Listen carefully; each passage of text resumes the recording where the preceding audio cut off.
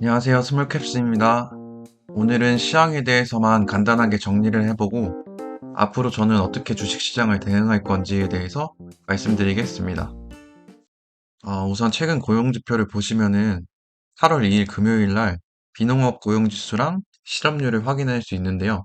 이 수치가 나쁘게 나오면서 경기 침체에 대한 우려가 심화되는 가운데 증시가 22년 9월 이후에 최대 일간 낙폭을 기록했다고 합니다. 그래도 다행인 게 8월 5일 월요일에 발표된 ISM 비제조업 구매자 지수와 서비스 구매 관리 지수가 예상치를 상회하거나 비슷하게 나오면서 경기 둔화에 대한 우려가 일부 완화되는 모습을 보였습니다. 만약에 이번 서비스 지표까지 안 좋게 나왔으면은 고용이랑 서비스 둘 다 둔화되면서 시장에서는 경기 침체 확률을 거의 확실시 판단했을 거고, 그러면서 증시가 전반적으로 낙폭이 심했을 거라고 생각합니다. 이와 관련해서 다른 여러 지표들을 확인해보고 주식시장에서 어떠한 영향을 미치는지 알아보겠습니다. 먼저 장단기 금리차에 대해서 보시면은 장단기 금리차는 일반적으로 장기금리인 10년물 국채금리가 단기금리인 2, 3년물 국채금리보다 수익률이 더 높은 것을 확인할 수 있습니다. 그런데 장기금리가 단기금리보다 더 낮아지면서 장단기 금리차 역전 현상이 발생한다면 이 의미는 금융시장에서 경기 침체의 가장 강력한 신호로 알려져 있기 때문에 경기 침체의 확률이 높다고 판단하면서 앞으로 주식시장이 크게 하락하겠구나라고 생각할 수 있습니다.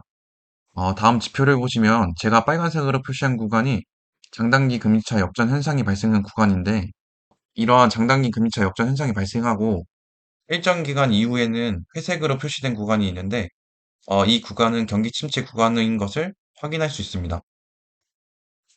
최근 지표를 확대해서 보시면은 장단기 금리차가 2022년 7월 이후 2년 만에 플러스로 반전되기도 했는데 재차 역전폭을 확대하면서 플러스와 마이너스 경계에 있는 것을 확인할 수 있습니다. 결론적으로 정리하면은 마이너스 구간에서 플러스 구간으로 진입하면은 과거 데이터를 토대로 앞으로 경기 침체가 올 수 있겠구나라고 사람들은 판단하고, 그래서 최근 증시가 하락했음을 알 수 있었습니다. 그리고 증시 하락의 또 다른 이유로는 엔캐리 청산과 관련이 있을 수 있다는 내용이었는데요. 엔캐리 트레이드 청산의 개념을 보시면은 저렴한 엔화로 사들인 해외 자산을 되파는 현상을 말하는데, 최근 일본은 금리 인상을 하고 미국이 금리 인하를 시사하면서 엔화 강세가 이어지는 동시에 엔화로 투자한 자산 가치가 하락하게 되는데, 이러한 경우에는 엔캐리 트레이드 청산이 본격화되면서 패닉세를 불러일으켰다고 추측하였습니다.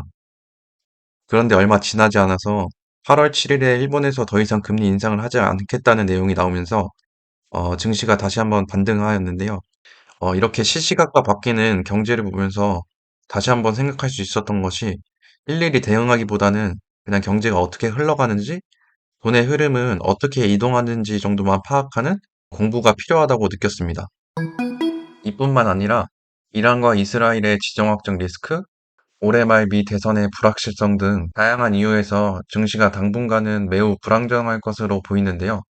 최근 이러한 불안정한 증시를 보면서 자신만의 중심과 철학을 가져야겠구나라는 생각을 할 수 있었고, 보완해동하지 않아야 된다는 생각 또한 할 수 있었습니다.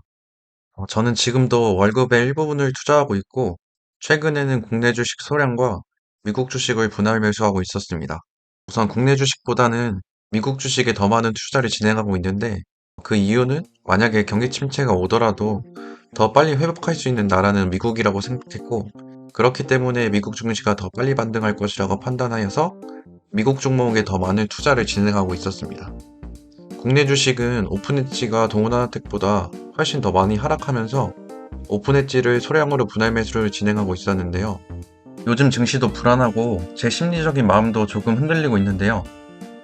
제가 생각하는 가장 큰 리스크는 경기 침체가 얼마나 장기간 지속될 것인가입니다. 아직까지는 경기 침체가 확정되진 않았지만 최악을 가정하에 경기 침체가 확정되고 그 기간이 2, 3년이 넘는다면 제가 생각했던 국내 증시 매매에 차질이 생기기 때문에 그러한 불안감들이 생기고 있고, 또한 제가 가지고 있는 국내 주식이 언제 오를지 모르는 그러한 불안감도 있는 것 같습니다.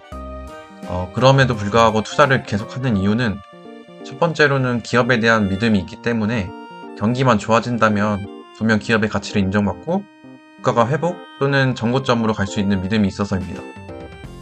두 번째로는 경제는 항상 좋고 나쁨을 반복하기 때문에 분명히 다시 언젠가 회복할 것이라고 믿고 있고, 세 번째로는 제 생활에 영향이 미칠 정도로 급하게 쓸만한 현금으로 투자하고 있지는 않고, 그리고 마지막으로는 안정적인 근로소득이 있기 때문에 이렇게 리스크를 감수하면서도 투자를 진행할 수 있는 것 같습니다.